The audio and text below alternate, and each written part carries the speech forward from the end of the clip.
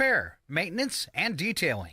They also stock a full selection of tires, make glass repairs, offer towing, and have an auto sales lot on the corner of Highway 395 and Main Street at the light. For more information, you can visit the Auto Service Center at 806 East Main in Chewelah. Find them online at godfearingbrothers.com or by phone at 509-935-6414. KCHW-FM thanks God-Fearing Brothers for supporting public radio in Stevens County. And by Chewelah Flooring. Chewelah Flooring at 214 East Clay in the 3rd Street Mall offers a wide variety of products including carpet, ceramic and porcelain tile, vinyl and laminate planks, and vinyl sheet flooring. Chewelah Flooring carries products for both commercial businesses and residential homes, including brands like National Flooring, Del Tile, Mannington, and Mohawk. They also offer blind repair. For more information, you can visit online at CheweLaFlooring.com, call 509-935-8021, or via email at CheweLaFlooring@gmail.com. Programming on KCHW is supported by Parkview Senior Living in Colville, Washington. Parkview offers assisted living services for seniors, including care planning, help with daily routines, and meals served in the community dining room. Parkview Senior Living is located at 240 South Silky Road in Colville. Additional information is available at parkviewsl.com or by phone at 509-684-5677. Thank you, Parkview Senior Living, for your support of KCHW 102.7. This is KCHW 102.7.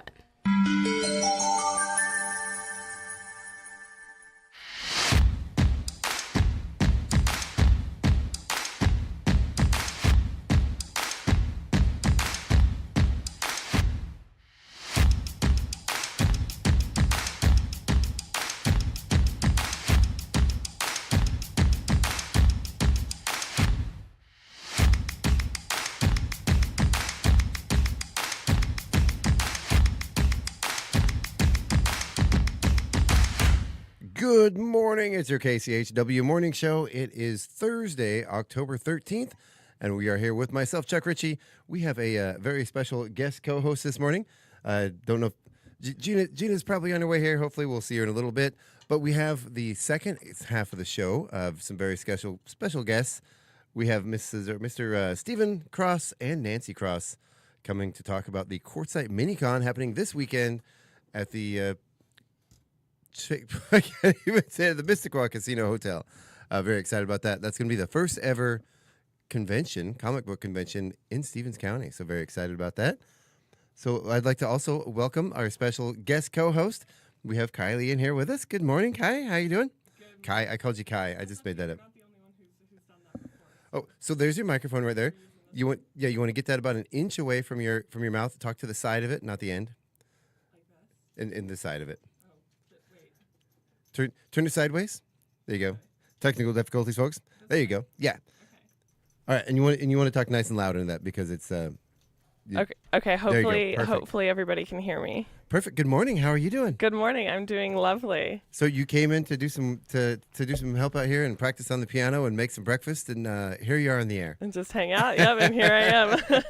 So good morning. Welcome to the show. Thank you. How are things going with you? Things are actually going really well with me. Thank you for asking. Outstanding. I was recently appointed the state leadership position for the National Alopecia Areata Foundation as an advocate for the state. So that's really exciting, and I'm learning more about how to advocate for alopecia and hanging out a lot, here at this studio and just working on that term paper, the relationship between music and mood that I think I mentioned, maybe in a past episode or past life. Sure, yep. And things are just rolling along, and it's great. It's good to be here. It's a great day to be alive. That's awesome. Well, thank you for stepping in front of the microphone this morning. So you made breakfast, and so we're gonna actually be eating a little breakfast on the air while we're on the show. So just a little bit of bacon. So ignore that. Just if you're watching on video, that's just us eating on camera, which is like the funnest, most awkward thing to do. Yeah, I guess I never thought about it. I do spend most of my time on the morning shows drinking coffee on the air, so I guess it's not much different, right? No. Although when you gotta chew and anyway. All right, so let's go ahead and take a look at the weather and see what we got going on. I noticed there was an absolutely beautiful sunrise this morning. I looked over and above Quartzite, all the clouds were just this like bright, vibrant shade of purple with like some yellow sun poking through. Really? Yeah, it was absolutely Oh my incredible. goodness. Well, I missed it. Yeah, Did you take a picture? I did not. I never remember to take pictures. Oh, you have to remember. I'm terrible about that. But Try yeah, hard. Can you try just a little bit harder, as Janis Joplin might say, please? Oh, did I not give you your? I brought you one. Oh, thank you. She brought me a napkin. I forgot to.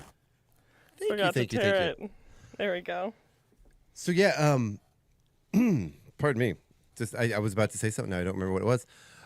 As we get on to the weather here, we have a high today of 49 degrees with some dense morning fog. I was going to comment about the fog too, in addition to the beautiful Purple, sunrise. yellow sunrise. Yeah, there's a little bit of fog out there. Didn't seem as bad as I first thought it was. I looked out and my first thought was, ooh, it's really foggy out there. But then as I sort of drove in, again, looking towards those mountains, it didn't seem as thick as I was originally figuring it was. But we do have a 100% chance of rain today with some 5 to 10 mile an hour winds and near a quarter inch of rain. And the rain showers continuing through the evening with a high of 44 degrees with overcast skies. Then tomorrow we have a high of 50 degrees with a 44-degree overnight low and some showers in the afternoon again at a 56% chance. Then cloudy skies tomorrow with a high of 51 degrees, 43 for the overnight low. That chance of rain is still sticking around but dropping down to 24%. Then on Sunday, a chance of showers again at 42%. A high of 51 degrees, 41 for the overnight low. Then on Monday, a 47-degree high, 34 overnight with showers again. It's going to be a rainy one. But then Tuesday in the forecast, a high of 44 degrees, 30 degrees overnight. We have rain in the morning, snow predicted overnight. Really? I'm hoping to get snow for my birthday, honestly. It might be a little soon. Is that your birthday? Well, Sunday is. Oh, okay. The 16th. Oh, okay. So a couple days of rain. I was talking to a couple people yesterday. I was down in Acres getting some prints done for a couple events that are happening this week, and they were just mentioning that rain would be good. So a couple days of rain and then maybe a little bit of snow would be a really cool birthday gift. So let's see what the weatherman has in store for us. That would be cool. Considering I started working on my yard last weekend and I have piles of leaves everywhere, I would like another couple of dry days. I'm not sure if we're going to get them, though. I definitely started my leaf raking and stopped midway through just because that's the sign of the times at the moment. As one does. You get started and they're like, that's a lot of work. Yeah, so. Well, not that it's too much work. I just have other priorities that are much more important at the moment. Exactly. I can see about a third of my driveway, which is a huge improvement. Oh, that's good. Yeah, I actually, oddly enough, I didn't start at the front yard. I started in my side yard, where the big, are those maple trees? I think they're maple trees. Okay. And so, pardon my ignorance because I'm, still adapting to the nature of Chewelah and Washington. I kind of neglected any kind of education on the native species, right? Plants and such since moving up here. But so maples have can have several different colored leaves. Is that correct? I don't know. I mean, usually they're green during the summer and then yellow and they fall off. But I don't know. Aren't there red maples as well? There's gold and red, right? Yeah. Well, those are the only two I know. But are you talking about different maple species have different colors, or like one tree can have maybe multiple? That's the answer. I think so. I know there is a red maple. Oh, well, it's right. I'm not a tree person. Maybe somebody in the comments can educate us about trees. So Beth this morning says, "Hi, Sky." Hello. Wait, Beth who? We tend not to use last names. Oh, but, sure. Yes. Well, hi, Beth. I have, my good friend Beth is she's actually driving over, and she's gonna be in the area. She wants to check it out, see what's going on, and so that's why I asked. So apologies for that. Hello, Beth. Good morning. her last name starts with N. Ah. A B or an N. We'll see. Okay, there we go. Yay. All right. Well, of course, she is on the comment section, so that's kind of public anyway, but. All right, so let's go ahead and take a look at our Chewelah Valley Lionscope calendar. Now that we're out with the weather, see whose birthday it is today. Again, I'm not sure if they're still taking submissions for next year's calendar. But if I didn't read your name on here, it's because you didn't get your name submitted last year. You might want to check with someone with the Lions Club, but I do think it's probably too late to get those. But don't quote me on that. So today, with birthdays, we have Sherry Chalmers and Peyton Berea with birthdays. So happy birthday, everybody. I feel like we should sing. Yeah, we're going to sing a little song. It's not a traditional song. It's Okay. Paula's song. Okay. It goes like this. No, I can't remember it. Happy birthday, happy day, happy birthday, yay, hey! Woo. You got to do the jazz hands Yeah. at the end, though. Yeah. It's Happy important. birthday. Yeah. That was my version That's of going Paula's to song. take a little practice Yeah. for me to learn that Yeah. one. It's not copyrighted. Okay. So there's that. All right, which of course the actual traditional happy birthday song that we're not going to sing on the air because it's low and slow and painful and tedious. Oh, okay. But it is no longer copyrighted, so it is Oh. actually for many years, most of my life growing up, it couldn't be done on the air or anything. That's why you never hear it in movies because it was still under copyright. But it is now in the public domain. For some reason, I just hear Marilyn Monroe. Mr. President. Well, because Marilyn's saying happy birthday, right, to Right. Mr. President. Oh yeah, I no, would- I know. And I was her 1 year for Halloween. I think it might have been, was it 2020, 2021? No, it was sometime a few years ago. And the caption on the Instagram post that I had was happy birthday, Mr. President. So that somehow all connected there. Nice. Of course, one of the great scandals of all times. If only we could go back to a simpler time when that was like the biggest scandal we had. Right, that's the worst thing that's happening in Two the world. consenting adults. I'm not going to go any further than that. We'll leave it there. Yeah, let's just leave that right there. All right, so today, first of all, shout out Bus 13. You guys out there, have a great one. Have a great, safe trip to school. They're listening to the morning show. They do that. Right on. So hey, everybody, here's what you're going to have for breakfast and lunch today. For breakfast, we have, let's see, today is Thursday, your choice of an omelet and hash brown with yogurt or a bagel and cream cheese or a variety of cereal. Of course, all those come with your options of fruit or juice or choices of milk.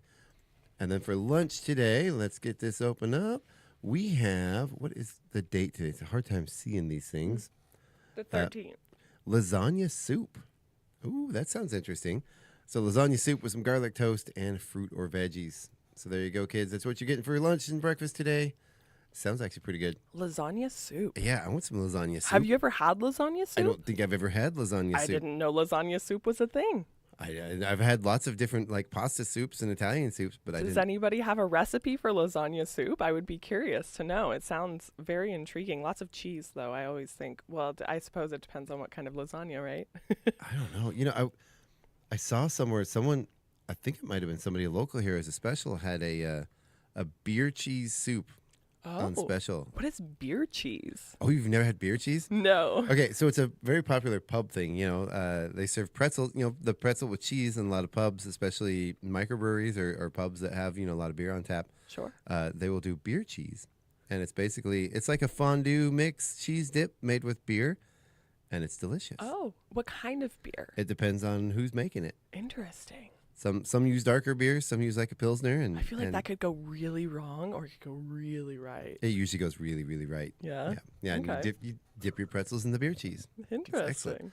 And the cheese, the beer with the cheese actually gives it a really nice sort of sharpness to the cheese. It's really Okay. like really delicious. like it. I prefer a sharper cheese. Sharp white cheddar, extra sharp white cheddar is what I will gravitate towards Oh, nice. every time. Oh yeah, I did some last night. We had some barbecue pulled pork left over, and we had those good for now. But we had those cans of crescent rolls, Oh. and we wrapped up the pulled pork with some sharp white cheddar in the crescent roll dough. That sounds Yeah, it was really good. delicious. Yeah, it was pretty good. All right, so moving along, let's see, what do we have? Let's go ahead and get onto our local event calendar. So today, let's get down here. It's the Chewelah Rural Caucus Food Drive that is happening from 9 a.m. It'll start right at the end of the show here, to 11 a.m. It's at the UCC Church. This is the corner of East 10th and Webster Avenue. The Chewelah Rural Caucus will be holding a food drive for the Chewelah Food Bank on Thursday, November 13th. They ask that you bring food and donations to the UCC Church, again at the corner of 10th Avenue and Webster. The food bank is in need of meat, of course, and money. Of course, you can write a check if you want to donate a check to the food bank, but write it. It says you can mail them to the Chewelah Rural Caucus, but I'm guessing you would probably write it to the food bank. I think so.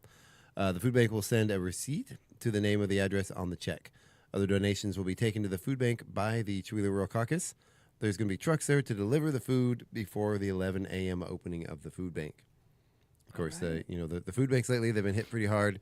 I know for the last couple of weeks, there's been quite the line out in front of the food bank. So I know they're probably going through what limited supplies they already have pretty quickly. So if you have something out there, Get out and donate. get out and donate. And donate the good stuff. Just, you know? well, and even, go through the pantry, refresh the cans that are in Right. your own cabinet, for sure. Always check the expiration dates, because if it's expired, they have to throw it away. Now, So- see, I thought, and I wonder where I learned this working, I worked at a couple different restaurants, but isn't there some sort of,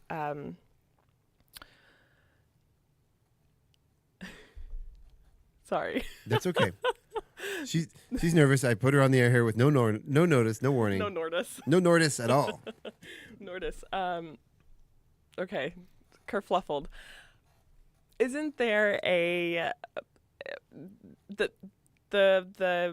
there's got to be some validity to the fact that the expiration dates on the cans, or even like milks and such, there's kind of a variance depending on whether stuff has been frozen or they're kind of like what does Jack Sparrow say in his come on, Johnny Depp. At least you've heard of me. I don't know. No, the rules are more like guidelines, right? Oh yeah, right? yeah. So I know that somewhere there's a fact sheet. Maybe it was when I was going through my food service handler manager certification is where I learned it. But there's some sort of fact sheet that says, hey, if it's maybe at SCC's community college in their food bank they have the same list too. Anyways, I digress. Or is it stuff they'll accept that might be expired? Or?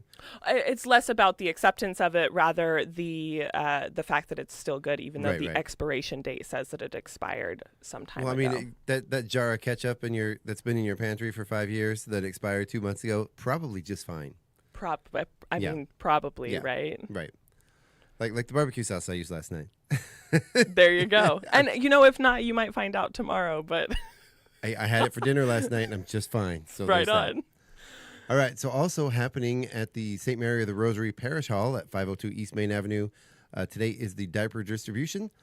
That's a hard diaper distribution. Diaper distribution. Thank you for that Enunciation. I appreciate it.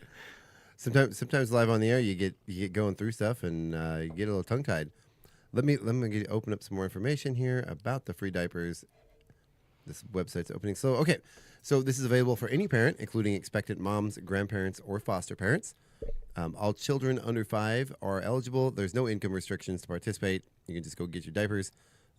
Prepares, which is the organization doing it, currently provides the following diaper amounts. So sizes newborn through 6. There are 50 diapers available per month per child.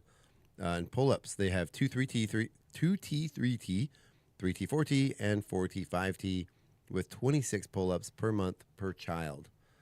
Diapers are also available for expectant moms, up to $25 a month, diapers rather, so you can go ahead and get stocked up in preparation for the big day. One package of baby wipes per month per family is also provided. That is an amazing service. It That's is, incredible. right? Diapers are so expensive. Oh, they are.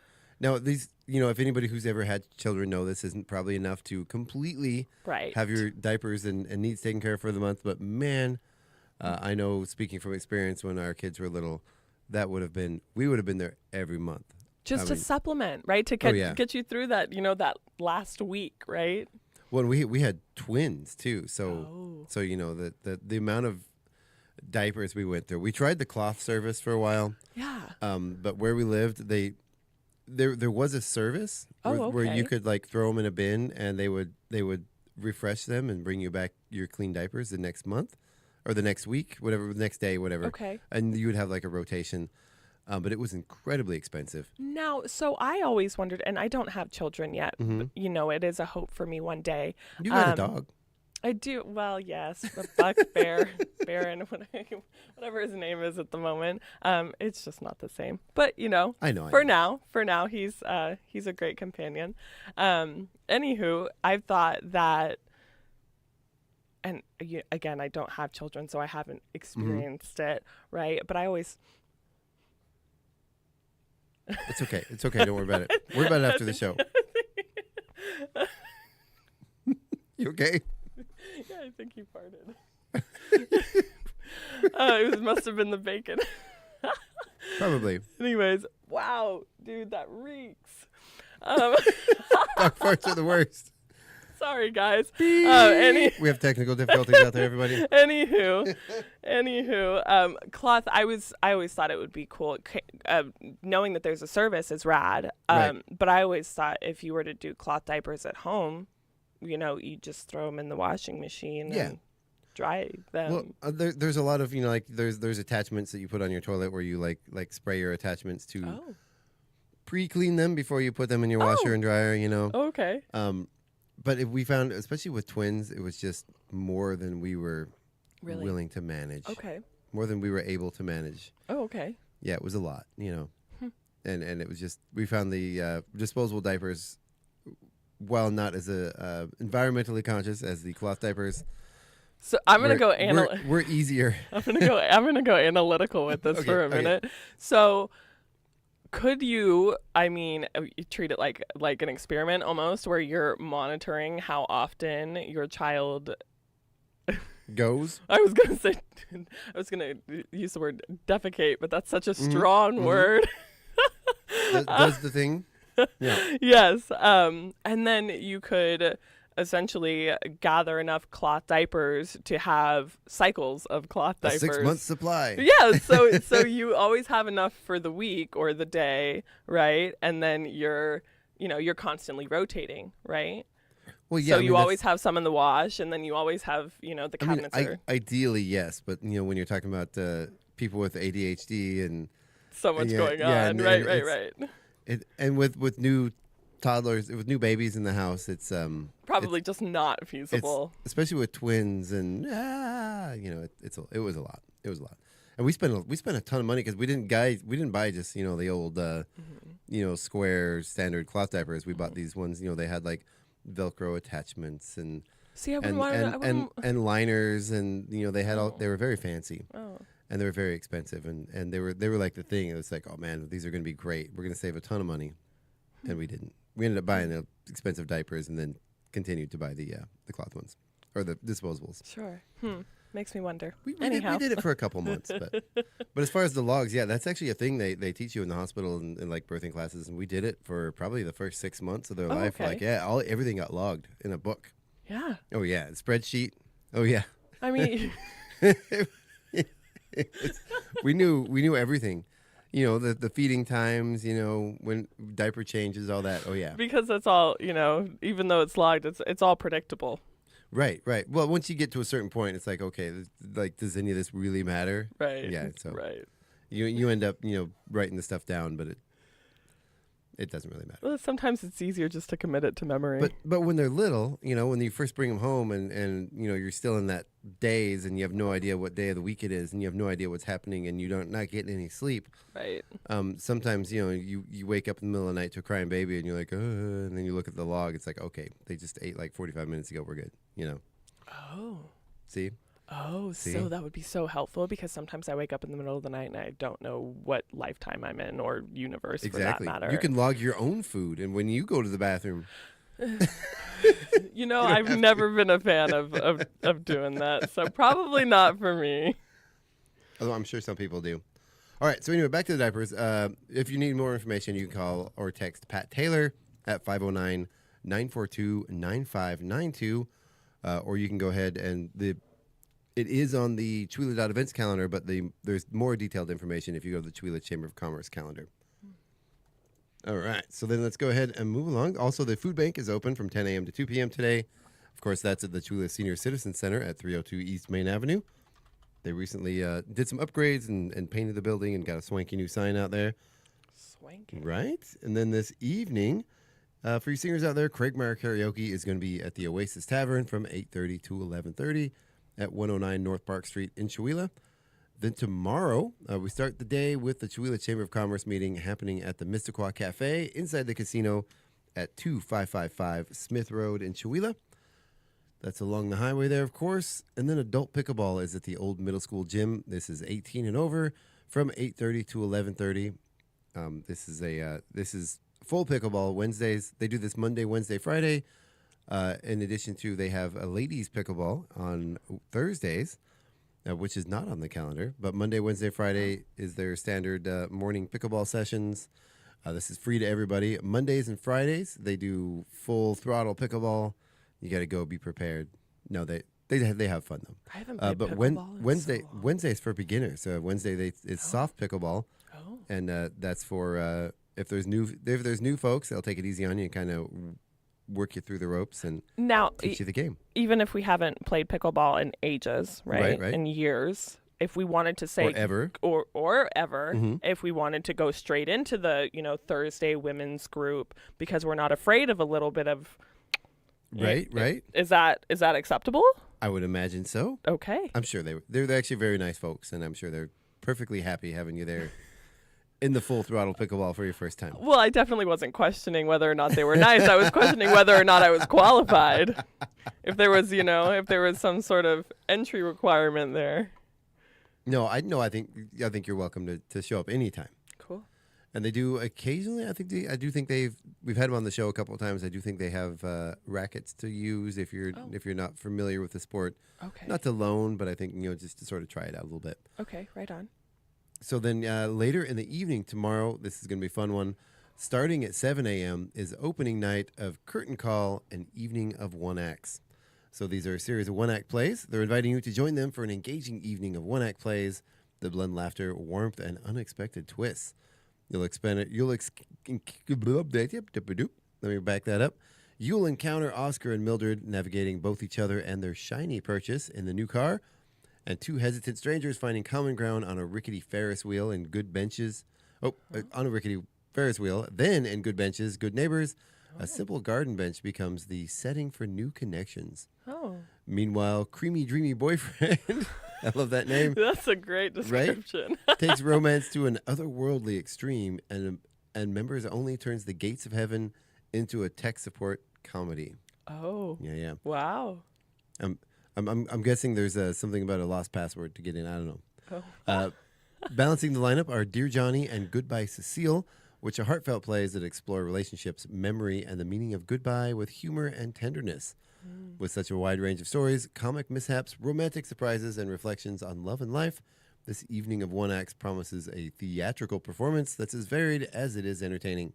Whether you're a devoted theater goer or just looking for a night of lively storytelling, you'll find something here to enjoy. Right There you go. on. And so they've got that going the 14th, the 15th, and the 16th.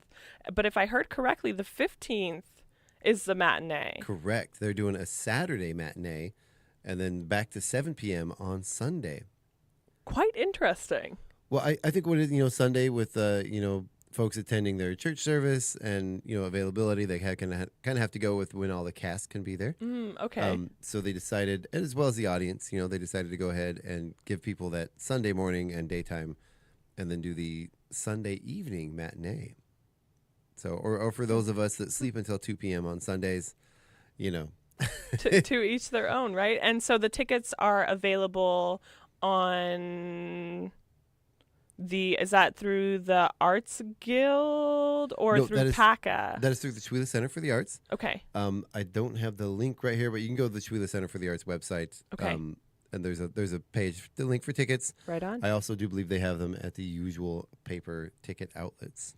Okay. So probably Valley Drug and Acres, but they don't have that listed on here, but that's my guess. Okay. So And will tickets be available at the door for that as well? yeah. Okay. But So they- long as they don't sell out. Right. Right. Okay. They are hoping to sell out, and just as a favor for me and everybody else that throws shows, get your tickets in advance. Yes. Waiting for people to get tickets to the door. I understand, sometimes you don't know or, you forget, but goodness gracious, it's nerve-wracking when you've only sold half your tickets and the doors are opening and you don't know what's going to happen. And you have no idea what's going to happen. Get your tickets in advance, in people. advance. Right? All right, so then moving on to Saturday is the big one, the Quartzite Mini-Con happening at the Missisquoi Casino Hotel from 9 a.m. to 6 p.m. This is the first ever Comic-Con in Stevens County. I'm not going to get into too much detail because we do have them joining us in the second half of the show, and we're going to go into some great detail. I'm about to eat another piece of bacon here. All right, so that's going to be a really fun one, and I'm very excited about this. I know my kids are excited about it. A bunch of people are excited about this one. A lot of people do a lot of traveling to go to conventions. I think it'll be fun. I'm going to have to go just to kind of check it out, right? Oh, absolutely. Okay, right on. And we will be there. Might be doing some live broadcasting from the event, and we'll have our booth set up there, so you can come by and say hi to us at the Quartzite Mini-Con. Okay. So moving on to Sunday, there is maybe you can help pronounce this because I don't, a Beauvoir. It feels like that should be French, you know. Beauvoir. Parlez-vous français? Right? I don't. That's happening from 1 to 3 p.m. at the Quartzite Learning Center at 106 East West Lincoln in Chewelah. You can learn how to make a versatile soft cheese for your family or get-togethers. Oh, I see how it's spelled now. Yeah. I think that's Beauvoir, but if you know in the comments, maybe put a phonetic spelling in the comments so we know. Would it be a Beauvrais? Maybe. Beauvrais? Beauvrais? Beauvrais. We'll find out. I'm going to Google it. Perfect. So you'll get detailed instruction on making a cow version of a chèvre. Chèvre. Chevy Nova? No. Yeah. Hey. Yeah. That you can use, but you can use it plain, savory, or sweet, just in time for all those holiday get-togethers. There's a $75 fee, but that includes hands-on instructions, a laminated recipe, a Columbia Community Creamery canvas bag, rennet, culture, and cheesecloth. You'll have enough supplies to make more cheese at home, and you'll take home your delicious cheese. This is limited to 10 attendees per class. You can email howdy@cccmilk.org with questions. We love that. Right? That's so fun. I do love that. That's going to be a good time. And once again, that is at the Quartzite Learning Center at 106 West Lincoln Avenue in Chewelah. All right. Then, of course, we have on Sunday the Blues and Brews Jam hosted by the Dino Sowers at 206 East Main Avenue in Chewelah. Then we have the Curtain Call Evening of 1X Not Matinee on Sunday at 7 p.m. Let's see. We got a couple things coming up in the next week. We're going to highlight on the 19th at the St. Mary of the Rosary Parish is a free community turkey meal that's open to the community. They do say get there early because in the past they have generally ran out of everything by the end of the evening. That's happening from 5 to 7 p.m. Sort of, I like to consider that a Thanksgiving pregame. You sort of get your practice of that. I don't want that a pregame Thanksgiving. You don't want a pregame Thanksgiving? No, because I eat and I nap. I don't need to do that for multiple days in a row. I mean, comatose eat. Right. I'm going to eat 3 times my body weight that day, and I'm going to sleep as long as life allows me to until I need to wake up again. That's perfect. Mm-hmm. You get the TV going in the background, just sort of lulling you to sleep. I have childhood memories of being in and out of consciousness with some football going on in the background that I wasn't really paying attention to. Right. You know, go Cowboys. Right. I don't know how they're doing right now, but that's the one team that off my program with that nonsense. And my loyalties. I know where my loyalties lie. This is Seahawks country. Oh dear. Well, hey, before we get a little closer to my cake. Oh dear. Before we keep going with a little bit of what's going on next week, although that free community meal, you definitely should go check that out. Mm-hmm. I would not personally consider it a pregame for Thanksgiving because it's way too far in advance. How about just a yummy meal? But it's a good free community meal, and you get to hang out with some community members who are also there. But and stop me please if you must. But wouldn't dream of it. Keep going. There's several live music events happening, not just in Chewelah, but in the surrounding areas that I wanted to kind of touch on. Sure. If you give me just a moment and fill the silence while I pull up my calendar here. We can do that. We can do that. Right. All right. So then let's see. This is a new one here on the 20th. Happening at the Chewila Library is Trivia in the Stacks. And they're asking you to put your book smarts to the test with an evening of literary trivia. So that's happening at the library from 4 to 5 p.m. on Thursday, the 20th. Let's see. What else we got here? Fun. Right? Just kind of seeing some highlights here. I think that's about the bigger events that I can find here. Let's see. Of course, the Chewila City Council next week happens the first and third Wednesday? I don't know. I'm not sure when the city council meetings It's are. every other week, though. Oh, okay. Yeah, or twice a month, I think. Okay, that's Yeah. nice. That's nice. So we've got the city council meeting next week. Did you pull up some stuff? I've got some stuff here. All right, I let's do. go. I found some stuff. So it looks like we have. Oh no. Oh, here we are. The Time Travelers are playing for one night only. It looks like it's going to be their last show of the year at the Colville Eagles. It is free admission. There is no membership required. So this is going to be on Wynn Street behind Builders in Colville. And that's Friday, November 14th from 7 to 9 p.m. So if you want to get out and go see Time Travelers for their last show of the year, be there or be square. Very cool. What kind of music are they? Do you know? I'm not sure I've ever heard the Time Travelers play, but they look like oh gosh, I would imagine don't make me guess here. Something vintage or old timey, or maybe something psychedelic. I want to say, well, based on the name Time Travelers, right? Mm-hmm. I'm going to assume that they're going to go back in time a little bit. Mm-hmm. And I'm going to say, based on their appearance, which I don't want to make assumptions here, but we're some ancient Germanic throat singing. Yeah. I don't know, maybe some rockabilly. Do I know what rockabilly is? Rockabilly's great. Rockabilly's like sort of the evolution of Elvis. I think that's sort of like that. Oh, that sort of pre.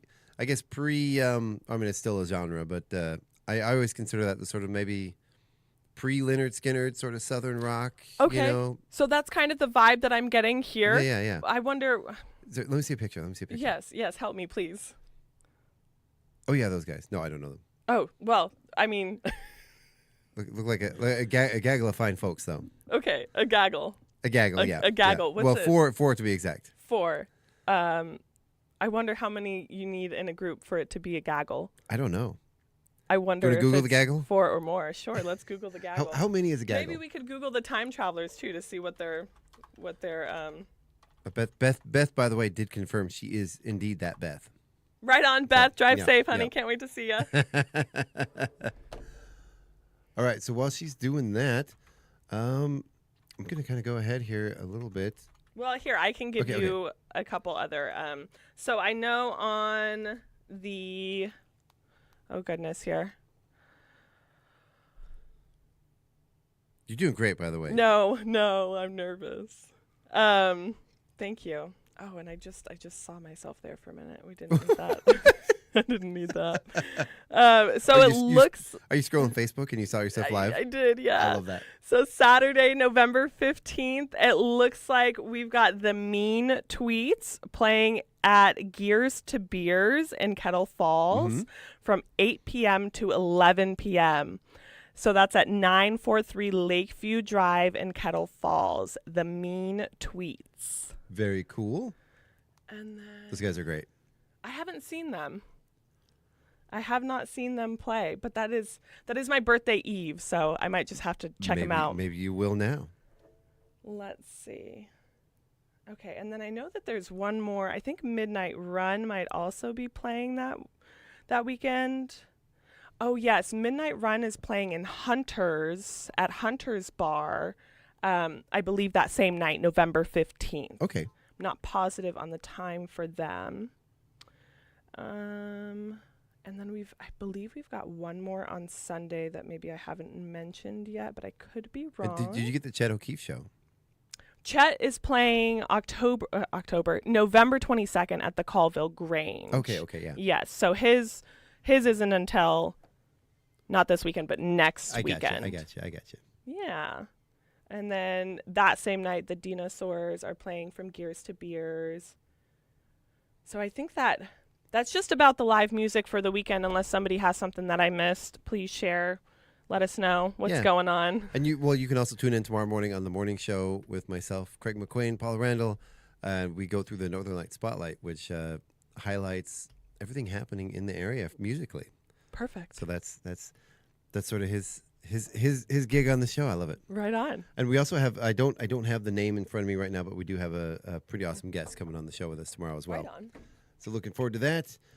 I do have another notice. This actually comes, speaking of pickleball earlier, this comes from the Northern Washington Pickleball Association, or NUPA. Yeah. So they are organizing a Christmas toy drive. So let's see here. The drop-off locations are Chewelah, in the Quartzite Brewery in Chewelah, and then Colville is the Colville Toyota. So that'll run until December 18th. They say, please consider bringing a new unwrapped toy, book, or game suitable for age 3 to 12. They say, please do not donate. This is what they do not want is clothing or perishable items. So this is a toy drive, people. Toys and books. I heard. Yeah, books, toys, games, that sort of stuff. We love that. Books. All the books. Bring all the books. So we have a Christmas tradition. Every year on Christmas Eve, we get 3 presents. Oh. We get a pair of pajamas, which I think is pretty common. I think a lot of folks do the New Year's, the Christmas Eve unwrapping of the gifts. Okay. Of course, your PJs to wake up to Christmas morning in. We don't do the matching ones. I know when I was a kid growing up, my parents would always get matching PJs, and we'd always have our Christmas pictures and our matching PJs, and it was always very cringy. But cringy in the best way. I like the cringe.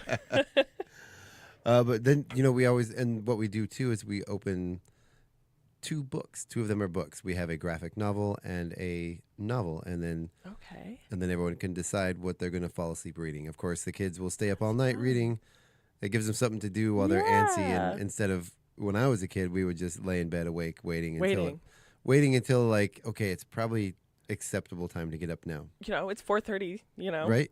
I mean, it's morning. 4 a.m. Wake up, It's Mom not and Dad. 3 o'clock anymore. Wait for the footsteps to go and that bedroom door closes.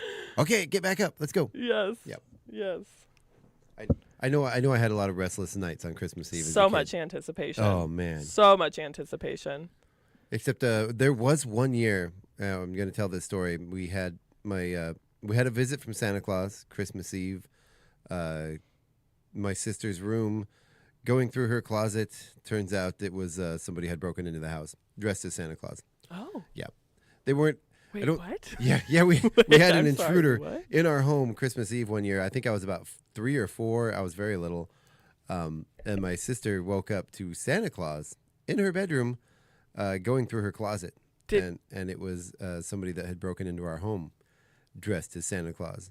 And on Christmas Eve. Did you ever know this person? I mean, or just a stranger broke into your... Did they bring presents? No, they did not bring presents. They were heavily intoxicated.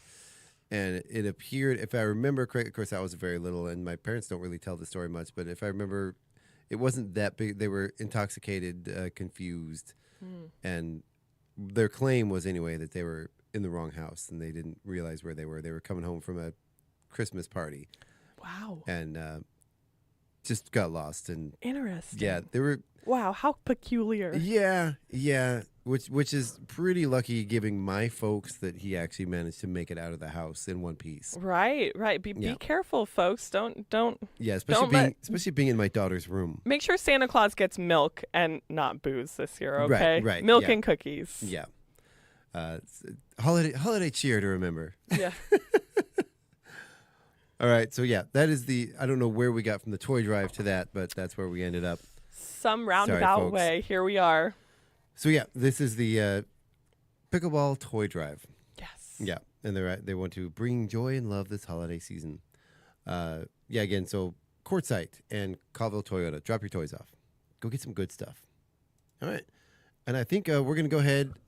I saw someone walk in. Okay, good. Our guests are in here. We're going to go ahead. We're going to take a break because I know we got lots of stuff to talk about. We're going to listen to some news. We're going to thank our sponsors, and we'll be right back after this break with the KCHW Morning Show. and our guests, Stephen and Nancy Cross, with the Quartzite Minicon. Don't go away. Stick around. We'll be right back.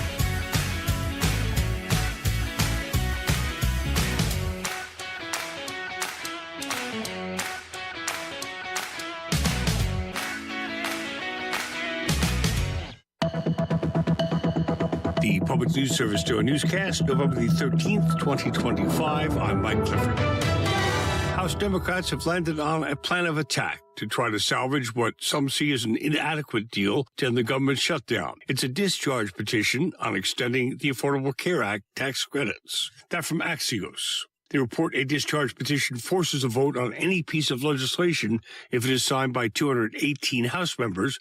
That effectively gives the minority party the power to bypass the majority on bipartisan bills. Axios notes Democrats have 214 members in the House, meaning 4 House GOP members would have to sign on, even if they get all their members to do so.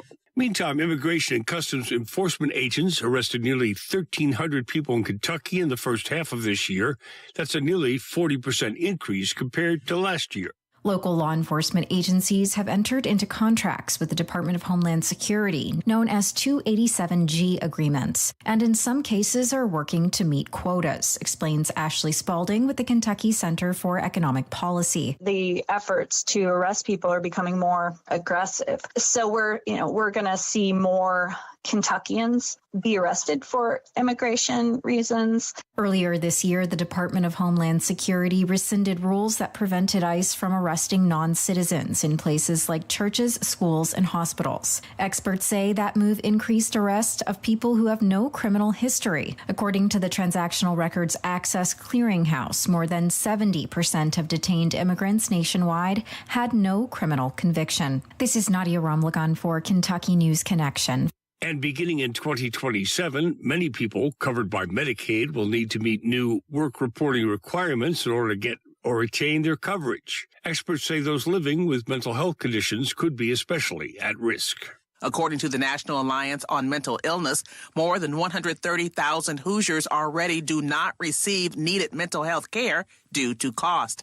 And they are more than twice as likely to be forced to use out-of-network providers for mental health care than for primary health care, which makes it harder to find care due to higher out-of-pocket costs. Deborah Steinberg with the Legal Action Center says there are still reporting exemptions for people with disabling mental health conditions. How can we get more people diagnosed? One of the things would be to increase access to universal screening, making sure there are more opportunities for people to get screened for a mental health condition. The new law will require that people prove they are working or volunteering 80 hours a month in order to maintain their Medicaid coverage. One study from 2019 found Indiana residents' untreated mental illnesses were associated with more than $4 billion in annual societal costs. I'm Terry D. reporting. This is Public News Service.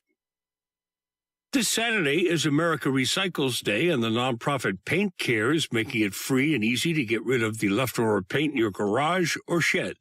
According to the Product Stewardship Institute, 10% of U.S. house paint purchased each year, about 80 million gallons, goes unused. Rather than throw it out, Californians can bring it to one of more than 80 drop-off sites around the state, many in hardware or paint stores. Terry Marsman is California Program Manager for Paint Care.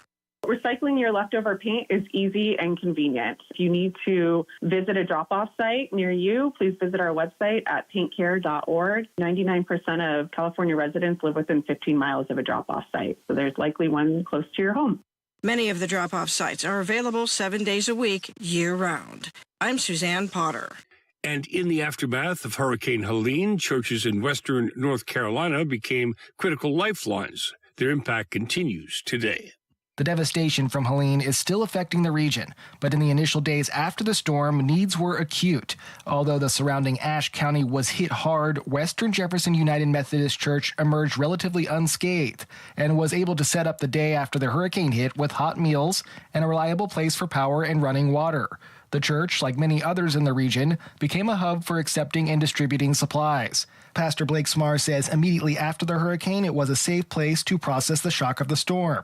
And the church still holds Thursday dinners where people of all different backgrounds gather to talk about Helene's impact. It's times like this and in moments like these where we realize we were always tied together in some way. And it's important to acknowledge that and to name that. Smar says his church also contracted with the county and made 400 bag lunches per day for a week and a half to help people in the community. While more than a year has passed since the storm, Smar and others in the region are planning for recovery efforts that are expected to last for years.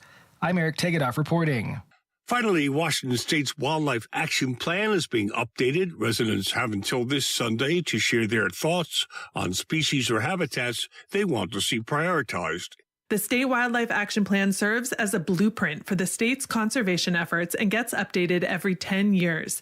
Andrea Wolf with Conservation Northwest says just like other projects the government undertakes, it is important for the public to make their voices heard. If you support things that are happening or funding that is going to be going to different projects or species or areas, that is definitely welcome. And then also any criticism. So everyone comes at it with different expertise and knowledge. Wolf says, unfortunately, many wild areas of the state are in need of attention, and highlights the Colville National Forest in Northeast Washington, where her organization has been focused on reintroducing the Canada lynx. And people can read the plan and submit comments through the WDFW website. I'm Isabel Charlet. This is Mike Clifford for Public News Service, member and listener supported. Find our trust indicators at publicnewsservice.org. You're listening to Northern Lights Public Radio on 102.7 KCHW. Chewelah, Colville, Kettle Falls. It's 8:13. Your KCHW Morning Show is made possible by donations from Colville Toyota. Colville Toyota, located at 160 West 3rd Avenue in Colville, offers new and used vehicle sales and service. Vehicle sales is open 8:30 a.m. till 7 p.m. Monday through Saturday, with a Toyota Express Maintenance Center open 7:30 a.m. till 6 p.m. Monday through Friday. More information on Colville Toyota's vehicle inventory and services is available at colvilletoyota.com. A small-town dealership with a big heart. And by Chewelah Flooring. Chewelah Flooring at 214 East Clay in the 3rd Street Mall offers a wide variety of products, including carpet, ceramic and porcelain tile, vinyl and laminate planks, and vinyl sheet flooring. Chewelah Flooring carries products for both commercial businesses and residential homes, including brands like National Flooring, Dell Tile, Mannington, and Mohawk. They also offer blind repair. For more information, you can visit online at ChewelahFlooring.com, call 509-935-8021, or via email at ChewelahFlooring@gmail.com. Programming brought to you by Ryan Moore, your Edward Jones financial advisor in Deer Park, Washington. Edward Jones, member SIPC. Edward Jones is a firm that helps individuals and business owners achieve their financial goals. More information is available at edwardjones.com or by calling 509-276-2974. Edward Jones, member SIPC, with locations in Deer Park and Chewelah. This is KCHW 102.7.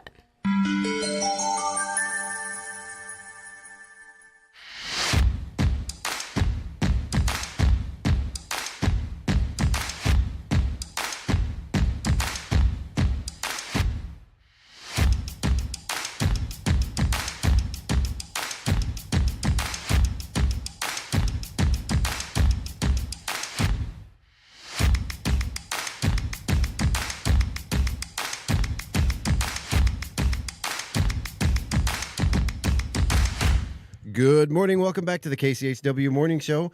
We are back. It is still November 13th. We are here in the studio with myself, Chuck Ritchie. Sky is over in the other room, but we do have joined us in the studio. We have Nancy and Stephen Cross to talk about the Quartzite Minicon. Good morning, guys. How you doing? Good morning. How are you? Good morning. Oh, I didn't have your microphone up, Nancy. I'm sorry. Good morning. How are you? I'm good. I had every other microphone but yours turned up. You know, that's valid. Yeah, that's fair. Yeah, I do that to people sometimes. No words for you. So yeah, this is exciting. This is the first ever mini-con in Stevens County. What possessed you guys to do this? I had a crazy idea in my head. That's really what it came down to. I'm like, you know, we have all these vendor fairs and craft fairs. Can I get you a little closer to the microphone? Sorry. We have all these vendor fairs and stuff, but like it seems like there's nothing for the people that enjoy the gaming and, you know, the nerdier things in life. So I was like, hey, let's try and do this. So I contacted the hotel and said, this is the day we're looking for. And they said, okay, it's open. And I said, okay, I guess we're going to do it. So Perfect. Here we are 2 days before. So do you guys visit a lot of conventions yourself, Comic-Cons? We go to the Lilac City Comic-Con. We're there every year. We're at Halloween Expo. And then this year we went down to Fan Fest Northwest in Yakima. Oh, cool. I guess one of their sponsors had been at Lilac City and came by our booth, and they liked the items we had. Mm-hmm. They said, oh, you guys are super friendly. You're energetic. Would you mind coming and being a vendor at our first Comic-Con here? So we packed up and went to Yakima for a weekend, and that was interesting. Yeah? With it being their first con, one of the things that Lilac City does, you cannot leave early. If you tear down and you leave early, you're not invited back the next year. Right. And at FanFest Northwest, one of the coordinators said, well, if it starts getting slow and you want to leave, you're more than welcome to. So when the cosplay contest started going on and people started walking off the con floor, a lot of the vendors thought everybody was leaving because it was their first con, so they just packed up and left. And there were maybe 6 of us standing there going, this is cool. Now what do we do? Wow. So we wanted to make sure with our vendors, we expressed, please stay until 6 p.m.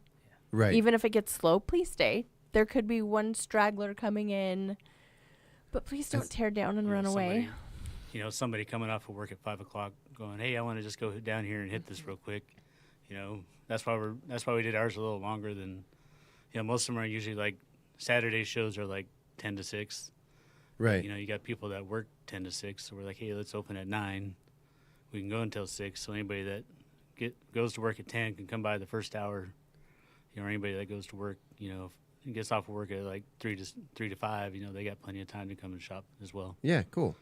And that is the thing, because I'm as somebody who tends to come in at the last minute myself to these things, sometimes it is kind of disappointing when sometimes you plan all week but you can't get there until 2 hours before the end, an hour before the end, and then you get half the vendors packing up and leaving. It's stressful. It's like, stressful as a vendor to watch it happen. The time says you're here until 6, so I love it when the organizers make require people to stay till the end. I think that's good for events. I know the farmers market does it. And we even hang out a little bit after. Even when Lilac City's going, we'll wait 10 to 15 minutes until it ends to close, because then you have the security that was working it. They want to come and shop, or you have some of the other vendors want to come and shop. Yeah. So we always try to hang out a little bit longer. We used to do a food booth at fairs and festivals and stuff, and we were always we wouldn't even begin to start closing down until like 20-30 minutes after the end of it, because you got to take that breath. And then like you said, a lot of the other vendors are they're hungry. They haven't had a chance to go out and get something, or or if you're selling something, they haven't had a chance to wander, and it's kind of nice to stick around. So And, our only real experience is Yakima and Spokane, but the vendors use the cosplay contest kind of as the, hey, let's go look at the other vendors' booths, because now we have a chance to go look, because the customers that are there, they're going, hey, we're going to go to the cosplay contest and watch, and the vendors take that opportunity to go, hey, let's go look at other people's booths. So well, let's talk about you guys. So you own Cross Creation Studios, right? We do. Tell us a little bit about what you do. What sort of you do that introduced you to this world? So it started in 2010 with photography. Mm-hmm. We were stationed at Fort Carson, Colorado, and the kids were little. I needed something I could do from home while he was working. And as a military spouse, trying to have a profession and change locations every couple of years is kind of difficult. It's relentless. It's tedious.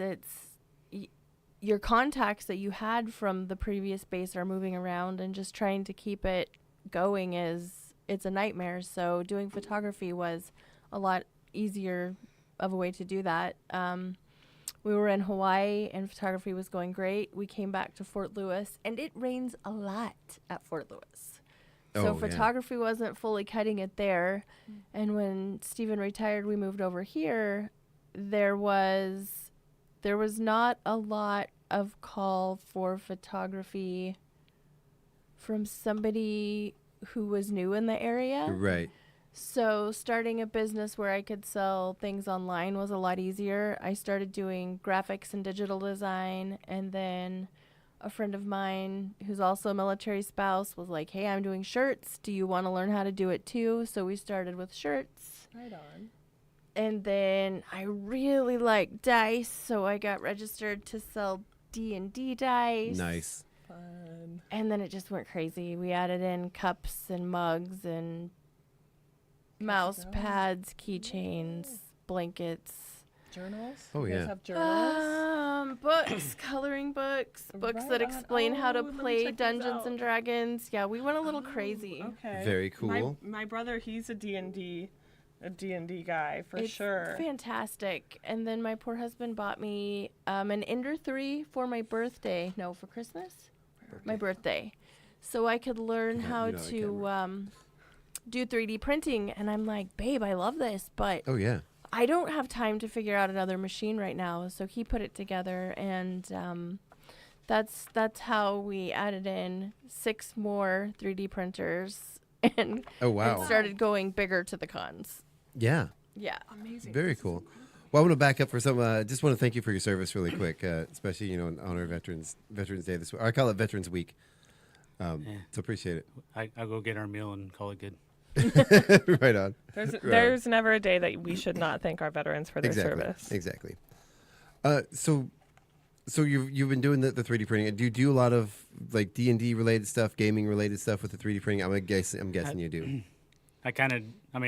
What I brought was D&D related, and the mask. I just like the mask, so I brought it. I do kind of a little bit of everything that I go, hey, that file looks cool. So I just kind of print it.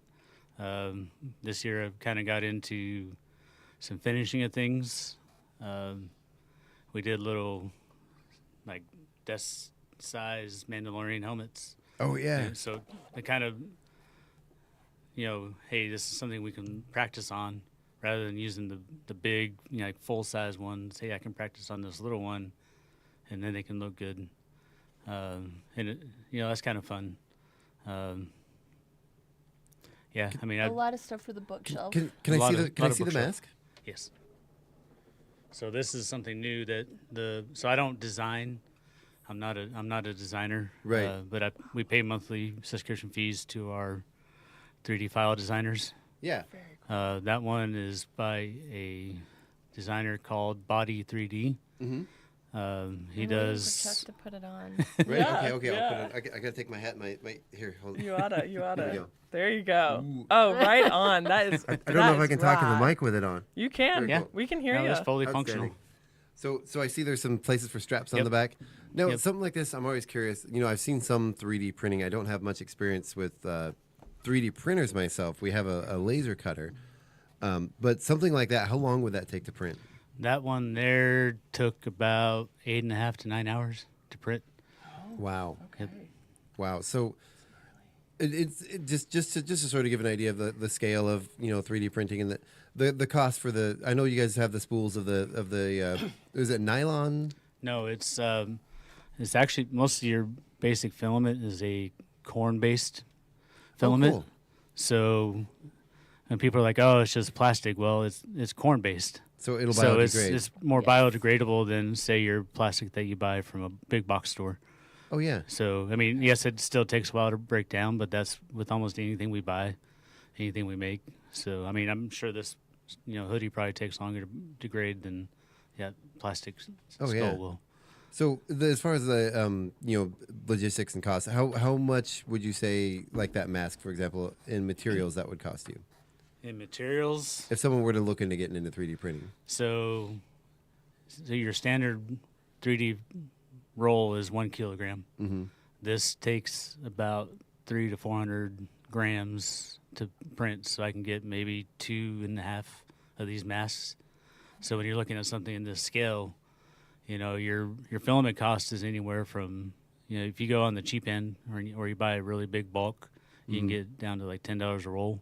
Okay. But for some of your bigger, some of your shinier stuff, you're looking at spending almost $30 a roll. Mm-hmm. So when I do my pricing, I kind of look at it and go, okay, where can I take a loss? Right. Because I don't want to overcharge for something like, hey, that's smaller. Why does that cost me so much more? Well, that smaller thing I might be taking a loss on when it comes down to filament cost.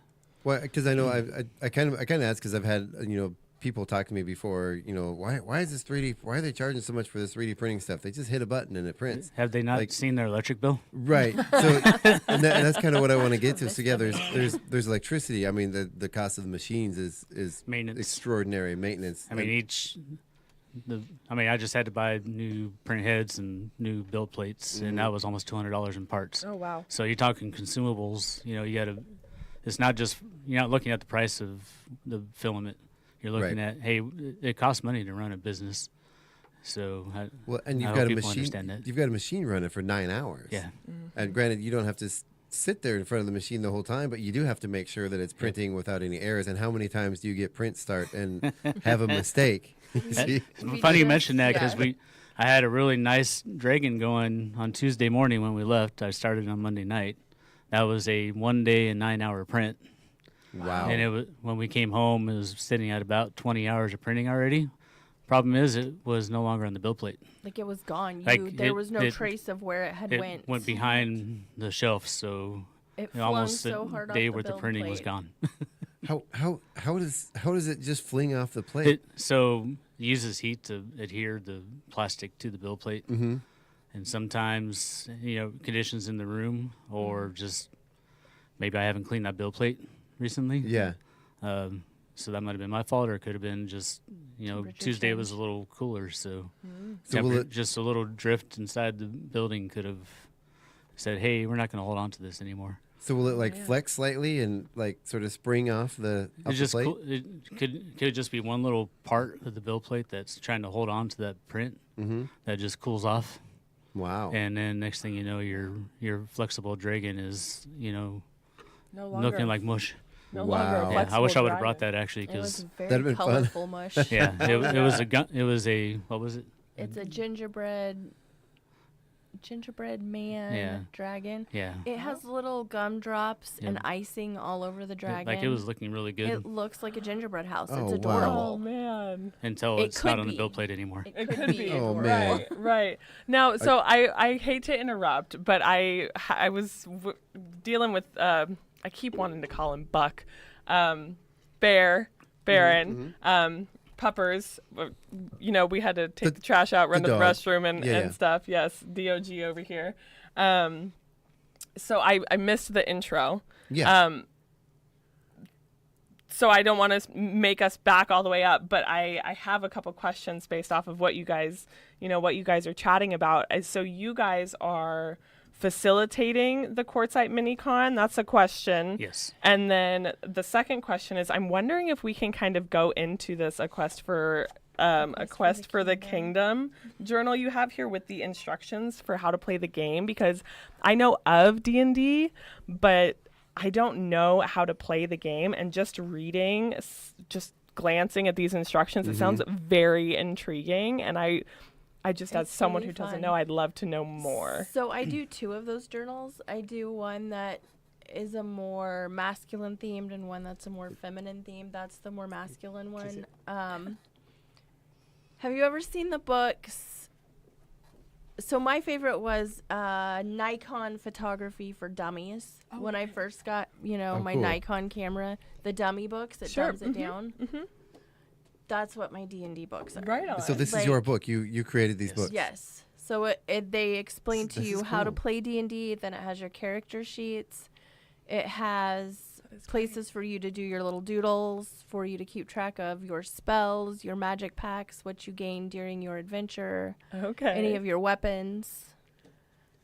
It was just fun. So once upon a time when our kids were probably, I don't know, about 12, 13 years old, we went out, we bought all the D&D starter kits. We bought the instruction books. I think we even paid for a subscription to like a series of videos. D&D and Beyond. Yeah, I think that might have been it. Yeah, we have all that too. But it was, we were excited. We were going to like, okay, we're going to start like playing as a family and we'll find other families we can go play with.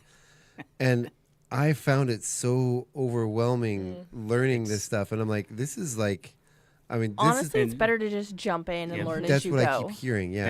And funny you say that because our DMs are actually our kids. Yeah, our DMs are our children. They understand it, especially me. Yeah. They understand it more than I do. Oh, yeah. We always say, the stereotypes from the 80s, people still hold on to those. Yeah. If they actually sat when down you and got a mentioned chance to Dungeons and Dragons, you listen get a to lot of- how this works, like these books, like this whole game it makes your mind work. Oh, it Like does. it's not just, hey, I'm going to go fight. Hey, what's your strategy? What am I going to do? Critical thinking skills. It is. It And helps mathematics. some kids with their There's a lot of math to There's a keep lot of track math in of. it, and critical thinking, and in all Problem reality, solving. like a lot of people that get into it will try and write their own campaigns, so it helps their writing skills. Oh, yeah. So don't just look at D&D like, oh, I'm going to go fight, dragons in a dungeon. Or that it's just brain rot. It's Yeah. very engaging. And in the case of like a DM, I mean that's performance art. Yeah. And so I I'm mean- sorry, but DM is Dungeon Master. Master. Dungeon Master. Okay. Yes, a Dungeon Master. That's the Okay. person that runs the game. Yep. That That is sort the of person that ruins your life. right. Oh, okay. Like, Now- I'm doing so good, and the dice determines everything. So it's Oh, like, yeah. oh, Oh, you man. just rolled a 5, and the Dungeon Master playing as the non-player character Gets a NPC nat 20. rolls like a 18, and next thing you know, you're like your character is laying on the ground fighting for its life, going, "Don't kill me!" No. It's just And then you have it's to find fun. a new way to survive. Yeah. Okay. Or hopefully your teammates will come and Hopefully Revive you have you. a healer. healer, or Okay. you got to do your saving throws to try and not die. But yeah, it's just it's fun. There's a lot to it. And It sounds it's always very so hard to intricate. find, even in our own house, like finding the time to play. Oh yeah. Like you're like, oh, we're all in the house. Well, we all have jobs. We all Well, because campaigns sometimes can last for days. well. I Or don't know if years. there's a guy that I saw a video the other day. He's been running the same campaign for 32 years already. Wow. Wow. Wow. And he's put an end date on it finally. He's going to end his campaign in 2028, and I was just like, I'm like, we can't even we start a campaign and like we do like 3 sessions and then we get busy. Now, like, okay. the dedication to go for that long. So when we're talking about a campaign, we're talking about Think of like Game of Thrones type stuff where it just keeps going. Well, so I used to play. Did you fart again? Good question. Sorry. asked on live. Sorry. I had barbecue last night. Man, oh man, dude. Sorry, dog. Ooh, It's like it's you the gave dog. me bacon for breakfast. Leave me alone. Well, he doesn't like his kibble. Oh. Right? I'm glad he's Sorry. Come on, man. Sorry, everybody. Apologies. Yes. Wow. It's pungent over here. It sure is. I am sorry. Woo. Maybe we should turn a fan on. Oh, yeah, right. He's looking so offended.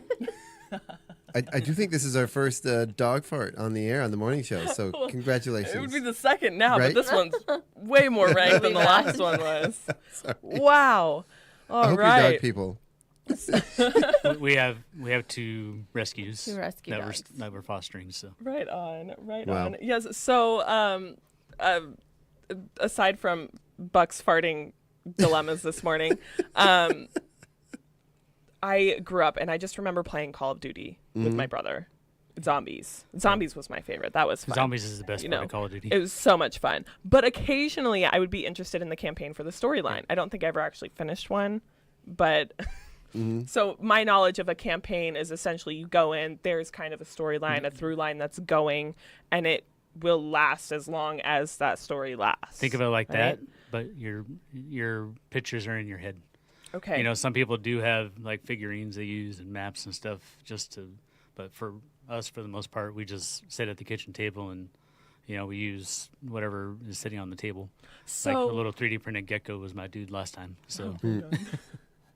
So with the campaigns then, you said this gentleman has been running his campaign for 32 years. Now, a question before you mentioned that came to mind is that, you know, you mentioned there was a collective mentioning of several different things that made me think about, are there campaigns that are run on a larger scale?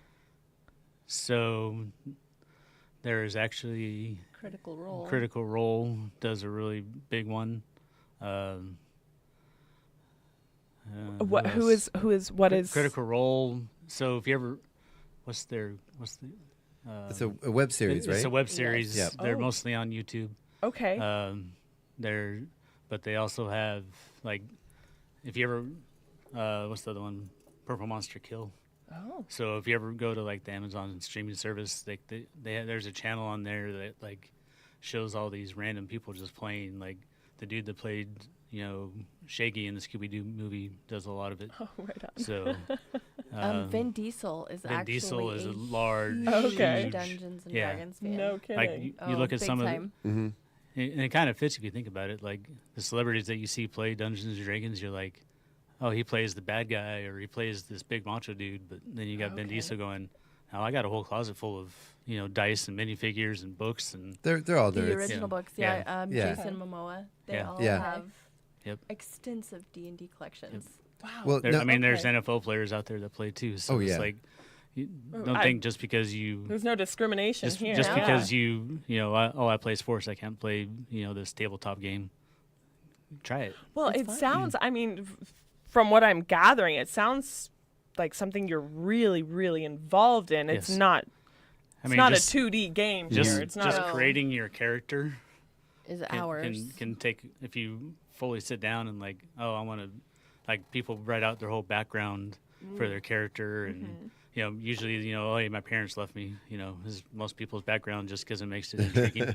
But, you know, or hey, they killed my parents type stuff. Gotcha. You know, The old Luke Skywalker story. Yep. Yeah. Oh, Well, yeah. I guess one of his parents wasn't dead in the beginning, but yeah.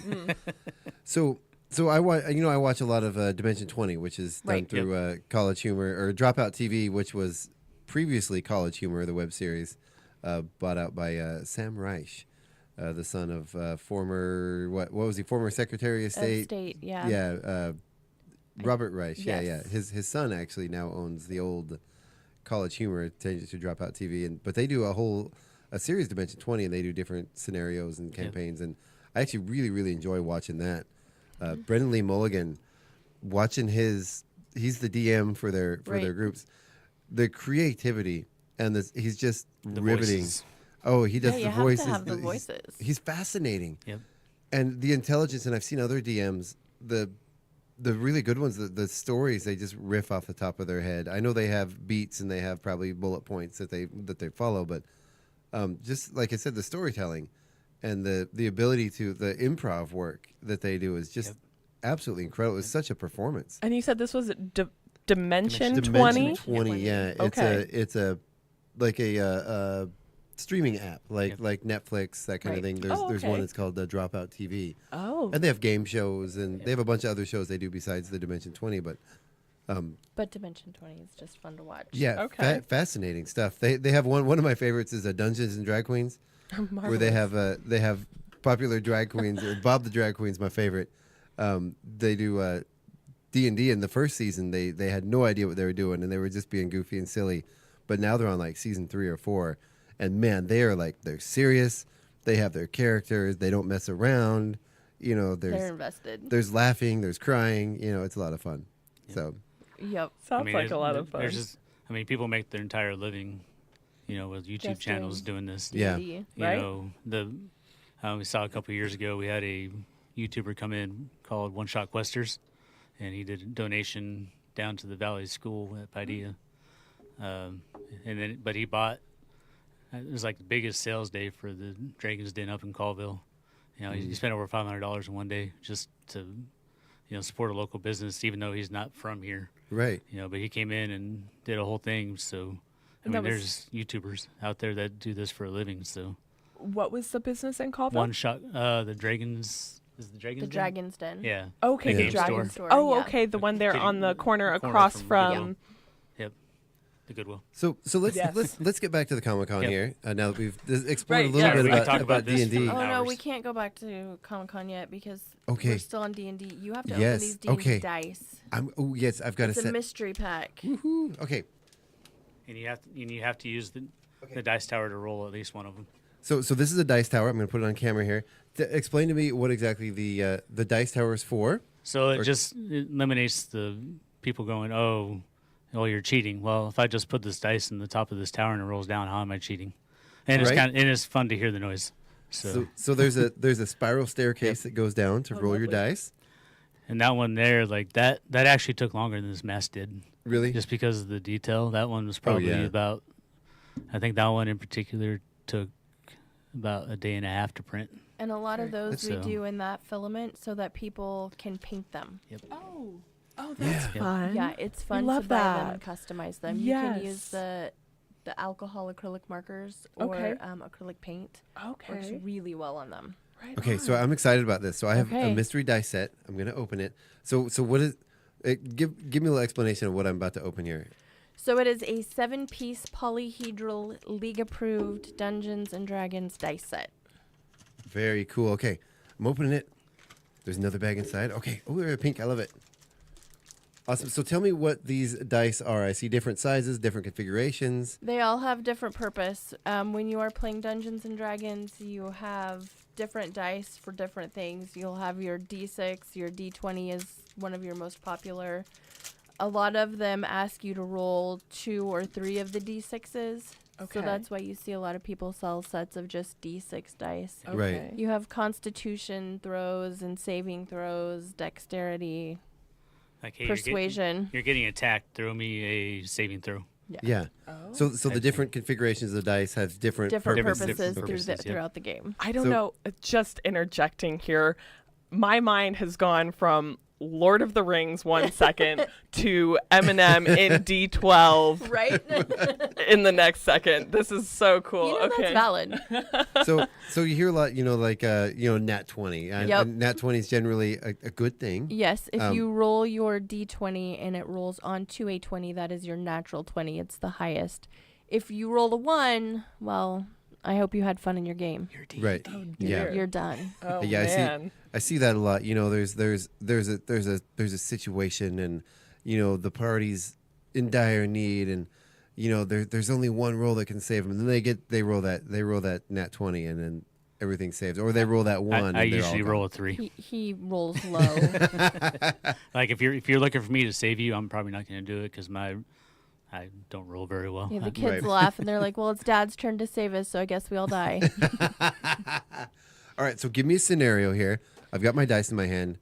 Tell me what to do. Oh, you are the radio host at a really popular radio show, and the FCC. So this is fantasy. The FCC is coming to shut you down. They're opening back up. They are opening back up. This is your last chance. You have to roll a persuasion roll. Okay.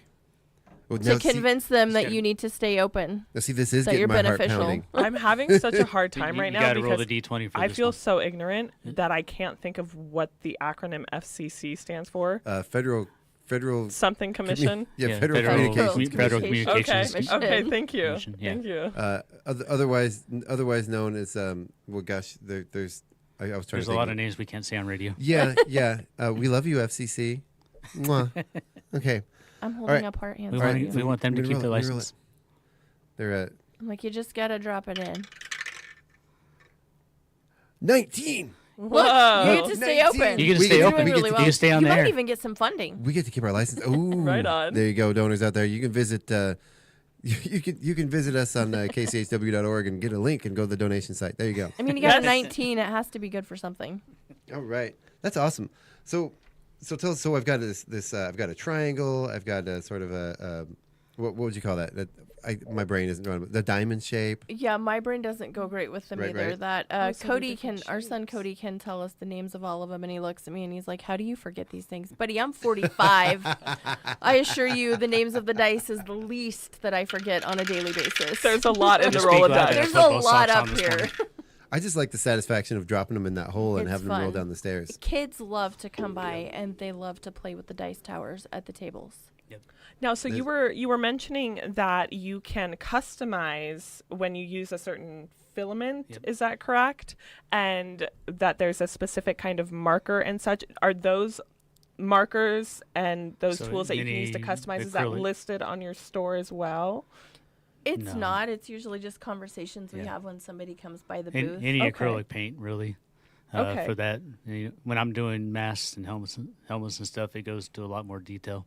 Okay. It's not just acrylic paint, but for doing basic stuff like that, like, hey, I don't have to go buy $300 worth of spray paint. To paint my thing, I can just go buy this acrylic paint from your local hobby store or something. So you Okay. don't have to use those old the testers model paint in the little glass jars. Remember that stuff from the 80s? No. Now, I know.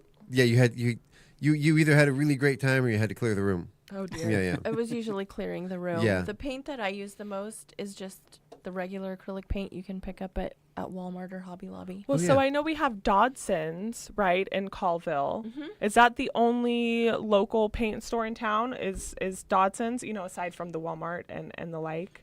Or do we have You can get, I believe, Constructive Fun has some paint in their store that you can get for models. Oh, are Cool. they next to they're in Colville. They have the building blocks on their window. Yep. They're down Okay. from Sandra's. Okay. Yep. Right on. Very cool. All right, so let's dive into the mini-con here, and let's figure out what people are going to expect here. I've got the article written by the Independent up here about it. Great little article. So there's I've got a few questions. So you're going to have vendors, they're going to have book signers. Do you know can you divulge who's going to be there Who signing the books? authors are? Yeah. So we have Jeremy Howe coming. Most of his books are post-apocalyptic, kind of. Mm-hmm. They all take place in what you would assume is a Washington setting. He mentions a lot of different towns in Washington. Then we have Destiny Scriver, who's coming from DDS Publishing. She does murder mystery, a little bit of a darker book. Murder. We have Saren McCain, who's coming from Chelan. She does books that are, I'm not going to say full-on romantasy style books. There's a little bit of a romance aspect in some of her books. I love that genre, romantasy. They're more, her books are more plot-based than romance-based. They're a little darker. And then we have... Oh no! I just forgot the last And one. by romance, not the type of romance novels that my aunt used to leave at on her counter. But good thing that you Fabio mentioned on the that, cover. because that's our other author that's coming, Julia Eichenlaub. She does a lot of heavier romance, what's called an open door, why choose romance, and she's also going to be on hand with her books. Oh, cool! Open door, what romance? Why choose? Open door and why choose. I'm curious. Your listeners it's too early for this conversation, Chuck. They're going to have to Google. Okay, or is this something you don't want to Google? Google at your own risk. Okay, perfect. It's basically they're not in any one relationship. They're just in multiple relationships, just doing what they want to do. Again, like my aunt. Why choose? Wow. Also, don't Google that. Right. No, don't Google that. Unless you want to. So Plan Q Barbecue, they're going to be there. Yep. Yes, love those guys. I don't know if you follow them on Facebook. Or you've seen them I do. taking the Quartzite They have Minicon. been tagging Quartzite Minicon on Facebook with their creations. I've seen some of their specials they have my coming out. gosh. They're going very, and this is what we appreciate. They're actually doing a themed menu. They're not just, you're not just going to get your chicken fingers and your hamburgers. So like you they're have- doing ramen and pastries, and like we're excited to have them. I saw the ramen dish they posted. It looks fabulous. And I'm like, I know what I'm getting for lunch. Yeah. 'Cause So they have cookbooks that they're pulling these out of. They have our D&D cookbook. They have a Harry Potter cookbook, an anime cookbook. So they're doing pumpkin pasties from the Harry Potter movie, which is I don't even care about con at this point. I Yeah. just want the pumpkin pasties. I'm going to be real honest. Well, I know there's a kind of along the same theme here. A lot of anime shows. One of them that I watched with my kids. Probably, I think I've watched the whole thing a couple times now. We've discussed this. What is it? Delicious in Dungeon. Eats? No, I know what you're talking about. I think it's Delicious in Dungeon, where basically they go through these like catacombs. Yes. And they have to fight creatures, and then there's a cook that happens to be with him that Right. Oh, I know which one you're talking about. I haven't watched that it yet, prepares but- it. See, I thought prepares you were going to lovely go dishes into with the the ramen monsters. with ponyo. Oh, yes, of course, ramen. Yeah, the Ponyo. The ponyo ramen. Yeah. Ham. Yeah, ham. So the movie Ponyo is a very from Ghibli Studios. Is it Hayao Miyazaki? good. I One think so. One of the greatest filmmakers of all time, in my opinion. Okay. But he's You said made. Hayao Miyazaki? Yeah. Okay. Yeah. Did I say? I probably pronounced his Or first was name it wrong. Hayao Hio? Miyazaki? I think it's Hio. Hio. I said it wrong. You don't want to ask me how to pronounce that because Okay. I'm going to butcher it. He's going to say hi-ho. I call him Mr. Miyazaki. Okay, Yeah, there yeah. we go. But yeah, Ponyo is such a good movie, though. Okay. It's fantastic. What is the through line for It's- Ponyo? Oh, can you begin to describe? There's a little girl, a little fish who She's a turns little into a fish. little girl. She's a little tadpole. Okay. And then she turns into a fish, and then this little boy goes to save the fish, and she really wants to be with this little boy, so she realizes she can't stay in the sea. Oh, dear. And she becomes a little girl and goes to live with Ponyo. Look at that. Or goes to live with Sake, is that his name? Sosuke. Sosuke. Sosuke. Ponyo goes to live with Sosuke. And her Throws her, the balance off in nature. her dad is a human. Is he a wizard? What is he? He does. I believe he's a wizard. Yeah, he's a wizard. Her mom was with the goddess of the sea. Of or the something. sea, Yeah. and it throws everything off, and the sea starts to rise, and boat starts to crash. So It creates an imbalance when Interesting. she decides to be A human. Yeah, It sounds it's very intriguing. It's actually a very sweet movie. I think I'm going to have to it is watch one the of movie the Ponyo sweetest by movies. Mr. Miyazaki. Yes. Okay. And Ghibli Studios, of course, as the I song think she says, needs a notebook for this. right? I do. As the song All the does stuff say she's that. finding out today. Right. She is a little fish. She is a little fish Ponyo, that loves Ponyo. ramen, and she loves ham in her ramen. Mm-hmm. Yep. And there for many years, I can't even tell you how many times we watched that movie. Easily over 100, easily. And growing up, it was a tradition in our house that every time we watched Ponyo, we would make ramen and we would prepare it exactly how they did in the movie. Oh. So yeah. Huh. Yeah. I am So going to now go we get a went down the notebook, ramen though. Yeah. Ramen Ramen is big. It is. And I didn't learn until I was a full adult the magic of ramen. All the know. ways you can change it. Oh yeah, when I was a kid, we just had the little packets, and it was like, "Here's your ramen, kid." It was like salt and water and some floppy Seasoning noodles. packet. Yep. And I didn't realize until I was probably in my 30s that ramen is magic.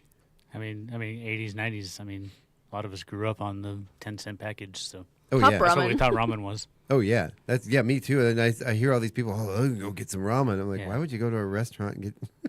Thank goodness for, internet. Now Right. we get to see what ramen should look like. or me in college, my water pot that I would stick on the stove and throw my ramen and an egg in it. Yep. Back when we could afford eggs. So we've got food there. We discussed that. Tell me about the D&D one shots. What is it? Tell our listeners what a D&D one shot is. They are just really short storylines that can be ran through pretty quickly. We have created character sheets that are pre-done. Our daughter Mickey is going to be running one of the tables. She's got the D&D one shots, and the character sheets are already pre-created. And then Cody is going to do more of a Coliseum battle style, which is the players are not on teams. They are fighting each other. They're not fighting one common evil entity. They are fighting for their own life in a Coliseum style battle. So I'm Very hearing it cool. as 100 or Zeus type Yeah. Coliseum battles. No, I actually have had people reach out to me and ask if they can bring their own character sheets. And I They know we've can already bring their own discussed character this. sheets. Yep. So go ahead and tell us about that. So for the one-shots, we are looking at level 3 or below. And then if you want to do the Coliseum-style battle, anywhere up to a level 10 to 15, Cody's good with. Anywhere from chaos. Yeah, he is a chaos demon. So don't go to the Coliseum battle and think your level 2 character is going to survive. No. Fair. Come prepared. He likes the chaos. He thrives on it. Yeah. Good. So yeah, you said in the thing that if you bring your own character, no more than a level 2. But Yep, what are you level saying? 2 to 3 if you're going to do the one shot, and then if you want to do the Coliseum style battle, you can beef it up a little more. There you go. The battle royale. I was going to say, can we call it the battle royale? Yeah. Perfect. I think that's where we're at with that one. The battle royale with cheese. I love it. You're saying Coliseum style, and I just think Russell Crowe. Right? That's kind of what, yeah. Yeah. Just a disclaimer, 100%. Russell Crowe will most likely not be at the Comic-Con. I'm It'd be gonna cool if he showed think up, though. probably not. We can give you a little bit of exciting news. Oh, yes, we please. just found this out the day before yesterday. Wizards Gaming from Deer Park just opened up their store, and they had not seen our messages reaching out to see if they wanted to be a vendor. Yeah. They finally did see those messages, so they will be on hand Saturday Cool. with Pokemon and Magic cards available for purchase. And to include An exclusive new Magic the Gathering drop. Nice. It starts the 14th at midnight, so the 15th is really the opening day for it. They'll be on hand with the newest Magic the Gathering cards. and if you like Avatar, That's the new drop. that's the new drop. Oh, for the Magic. Avatar: Yep. The Last Airbender. Outstanding. Mhm. I love it. I get into a lot of arguments with people. So Korra, I love Korra. I think that the whole storyline is great. A lot of people disagree with me. What's your take on that? I have only gotten maybe 5 episodes into Korra, Okay. and I always go back to Avatar. Right. I hear there's a new one coming out soon. There is. A new Have series. you watched the live series, the live action? I haven't. You know, It's so good. After It's so the good. M. Night movie came out, I'm It's hesitant to watch more live it's action. so good. Just be prepared for that one because they don't follow the storyline to the T of the animated. So I was a little like, hey, that didn't happen in this season. What are But they it's doing? But they kind of combine the seasons a Yeah. little bit, but it's so much closer to the original, and the casting is. Yeah. I have never seen a cast that is more perfect than the Outstanding. live action Avatar. Although I have to say, in the original Last Airbender series, the episode after we lost, was it Uncle Iroh? Uncle Iroh. Uncle Iroh, yeah, Uncle Iroh. The episode dedicated to him, where he's singing at the base of the tree, still gets to me. Yeah, the grapevine. I think that'll get to everybody every time they Right? watch it. It's so even emotional. if He they did such a watch good it job with that. 100 times, they'll still Right? get it. I believe Uncle it's Iroh was called just an Leaves on icon. the Grapevine. Yeah, where He's got some of the best lines. He really does. Wisdom has chased you, but you have always been faster is my favorite. Like, that is the best way to say what is wrong with you. It makes people say, "Oh, thank you." Wait, Yeah. what? Wait, That what wasn't did a you say to compliment. me? I love that. All right, so anything else you want to tell us about the minicon stuff happening there to get people to be there? Oh, to get people to come? Oh my goodness. We have Well, stuff. We Yeah, have you've got stuff. lots of vendors. There's We gonna have be a the lot of food. vendors coming. Tracy from Hair Crazy is going to be there with a hat bar, so you can come in and pick out a hat that you would like, and she will have patches. She will have things you can bedazzle that bad boy with. Whatever you pick, then she will make it for you while you wait. That's awesome. We have Tara is going to be with us from Poor Mom Creations. She does custom wind spinners, little rear view mirror hangers. Oh, fun. They're absolutely adorable. She does little beaded bookmarks. We have the man behind the comic is coming in from Idaho with his extensive comic collection. It's a huge comic collection. Very They're cool. just a really cool couple. His wife, Peggy, will be here with Will-O-the-Wisp, and she has crystals and then stones that are carved into little characters. My favorite is she's got a little toothless dragon. That's adorable. Nice. Carved out of stone. Daily Express will be there with their Samples. coffee on hand Nice. to purchase not only their beans but some samples. I'm trying to think of who else we have. Light people that we just I don't remember the name of her business. She's from Endicott. She's coming and bringing neon signs. Oh. Very cool. She's just a recent addition. We had somebody drop out, and she reached out. I watch these YouTube videos of these people where they bend them. Yeah, it's stressful. I could never. So the new neon is not a lot of this is it the electronic? The old stuff. It's not as stressful as the old. And it's not the rope lights from a few years ago. These are really cool, bright, vibrant. Yes. And they look just like the old neon. They do. Only they're a little and bit safer. Flexible. Yeah.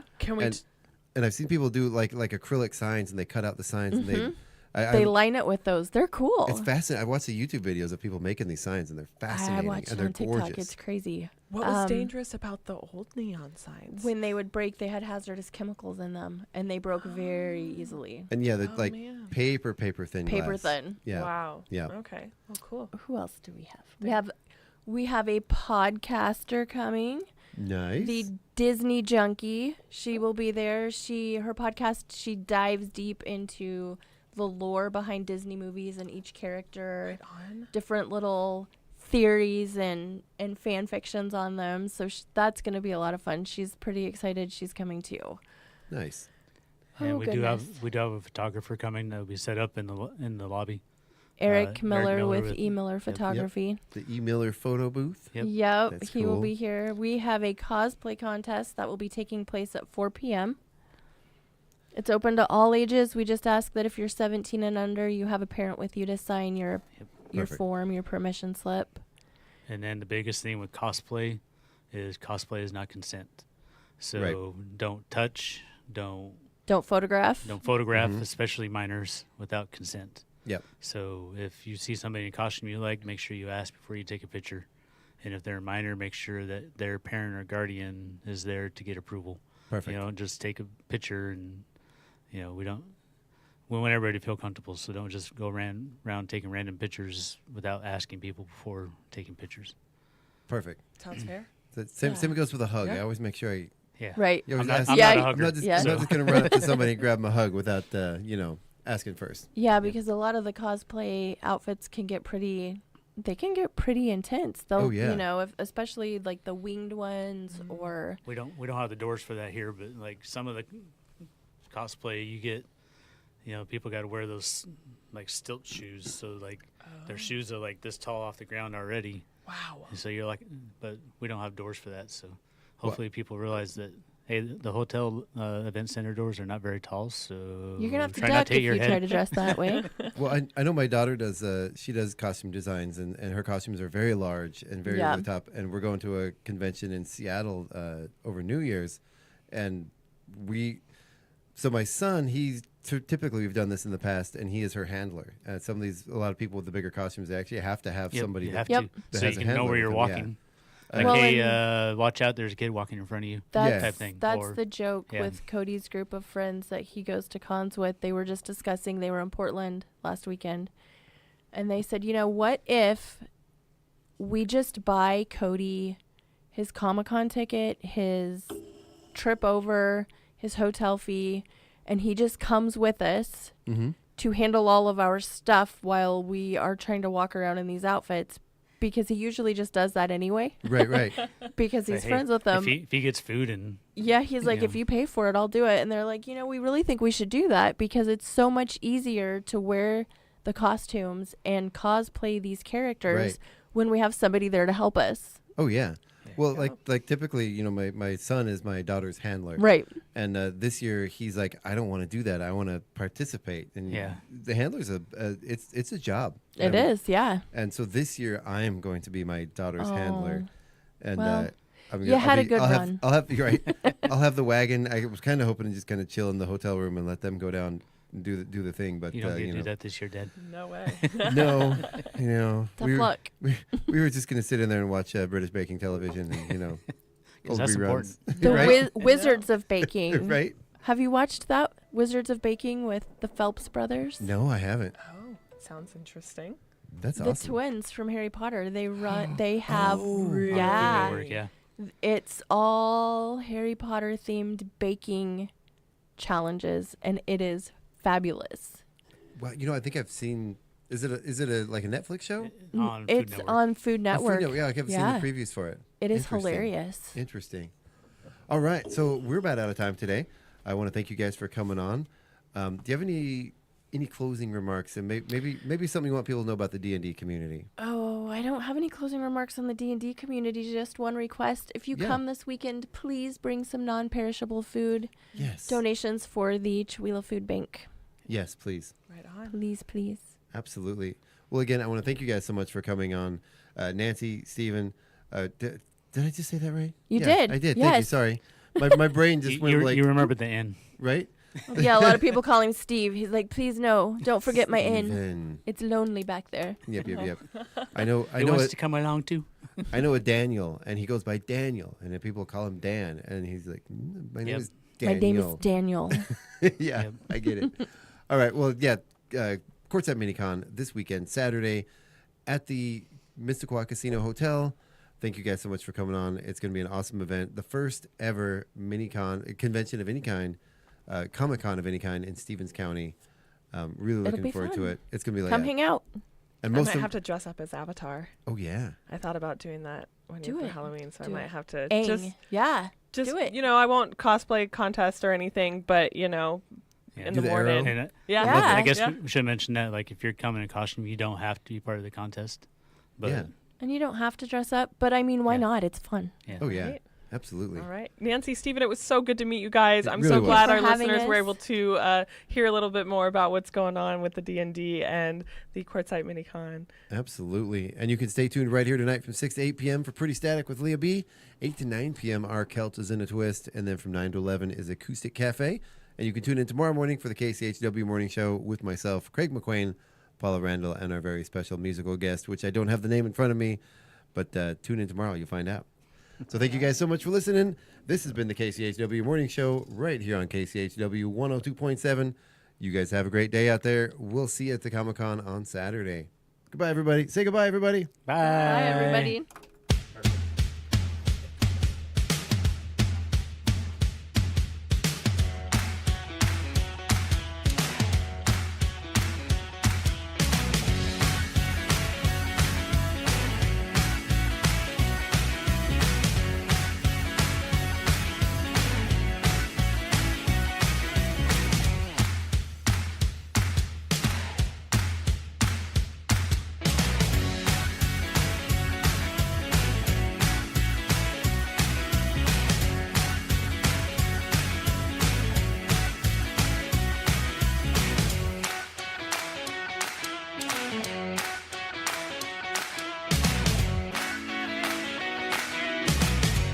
It's 9:08. Your KCHW Morning Show, made possible by a donation from God-Fearing Brothers Auto Center. God-Fearing Brothers specializes in auto service